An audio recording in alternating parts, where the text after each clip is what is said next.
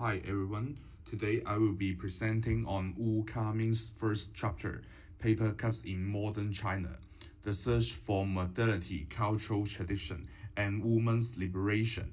The chapter used paper cutting in Yan'an as a case study to show how the CCP is using cultural practice and traditions that are native to people living in rural areas.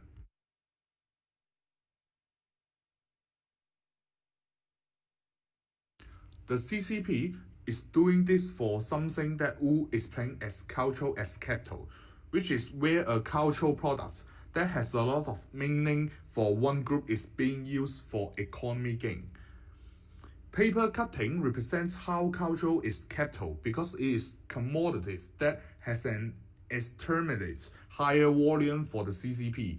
In a way, this idealizes the culture of the past because these traditions are only alive in place that are not considered to be modern anymore. So Xiangchou, the longing for the idealized past and folk tradition is from. And simple realism is another concept that is associated with Xiangchou.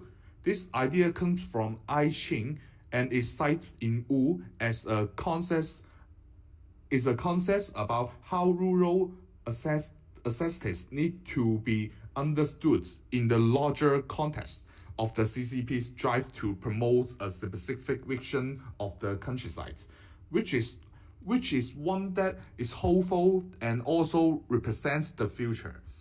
And the most important term, in my opinion, that comes from the reading is the internal Orientalist discourse.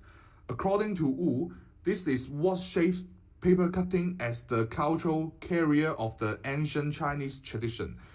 This means the paper cutting is a form of tradition culture that has been kept alive through tradition practice. Wu explains that the process of paper cutting is a cultural tradition that highlights the role of gender and domestic labor in the countryside of China. Now that the CCP has recognized its volume, paper cutting has become an important economic commodity through the CCP desire to promote an optimistic vision of the countryside for the urban Chinese people. This means that the paper cuts are a valuable commodity for the CCP because they demonstrates the importance of keeping Chinese culture tradition alive.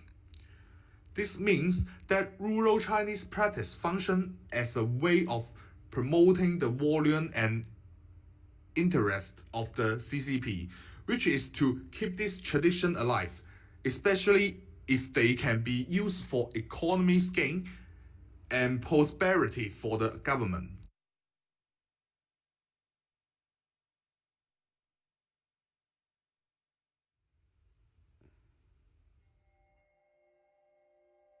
第一次可能是在网上看到的，当时我还是一个高中生，然后别人这说是古代的衣服，觉得很漂亮，然后就去尝试了。传统汉服的领，它都是这种交领右刃，扣子用的并不多，然后用的更多的是系带。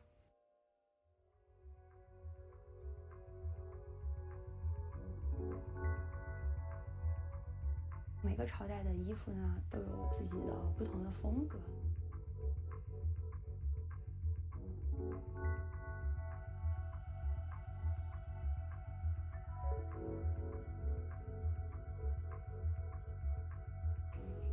穿宋朝的那种衣服就会小家碧玉一点，然后或者是就穿那种魏晋时候的宽袍大袖，觉得自己然后像一个侠客一样。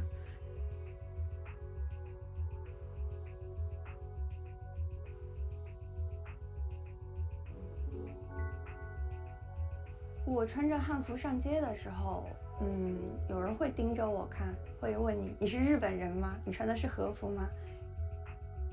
你是韩国人吗？近几年的话，上街其实很多人都能认出来这是汉服了。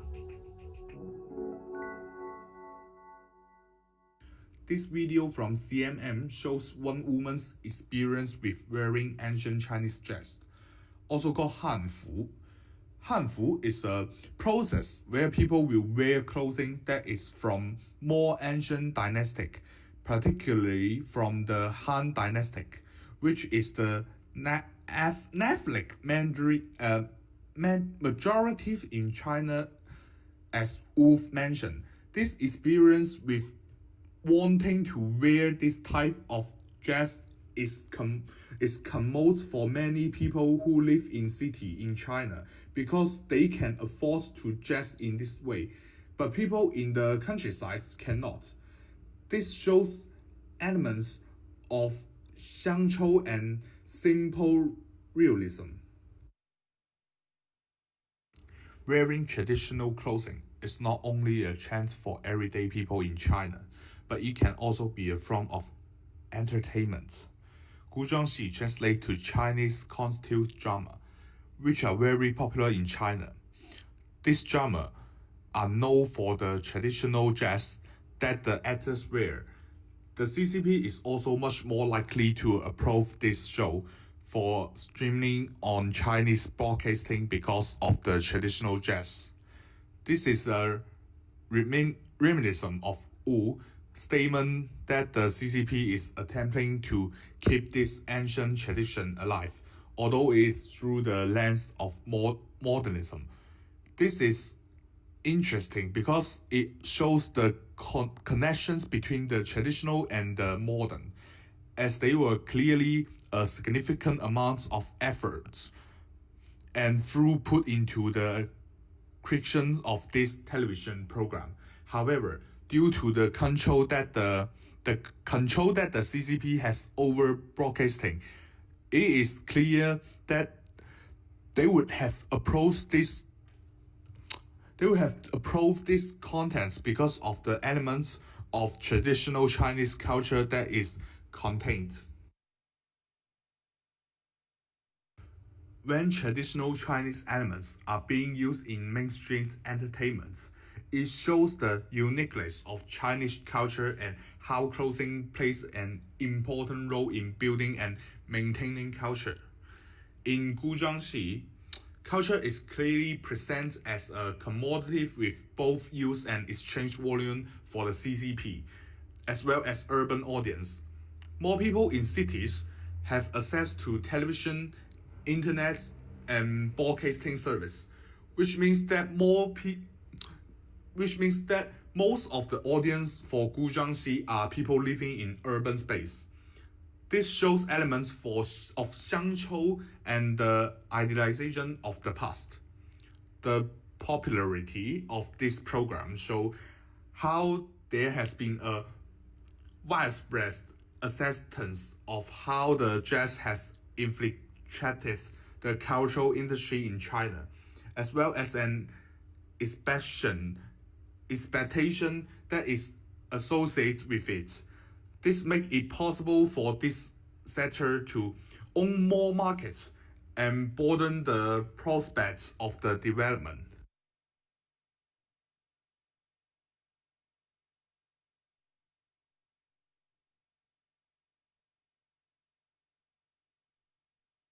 And this is one of the most popular television series in China right now, and everyone watch it.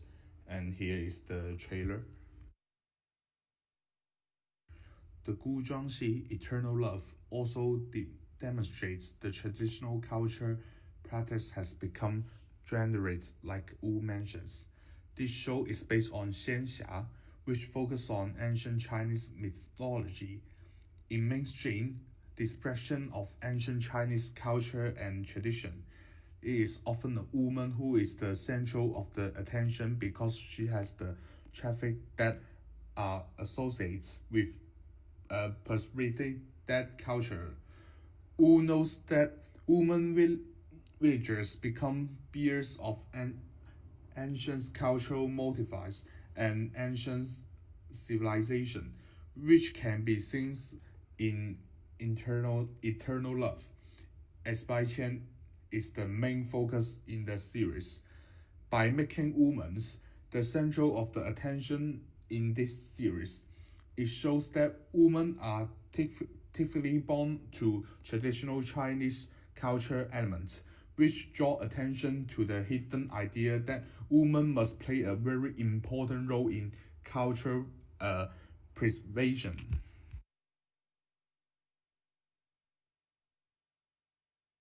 To reiterate, the internal Orientalist discourse is what shapes folk culture as the cultural carrier of ancient Chinese tradition. The fact that the most popular television series in China is Stand Eternal Love is what important to know. The television series show how ancient Chinese tradition is still valid and seen as a focal point of interest for many Chinese people living in urban epicenters. The popularity also show how Gujiangxi can benefit the CCP economically, societally, and culturally. These series are not only a way of preserving Chinese culture, but they also show the process of culture becoming capital, which prove that the economy interest is the real performance.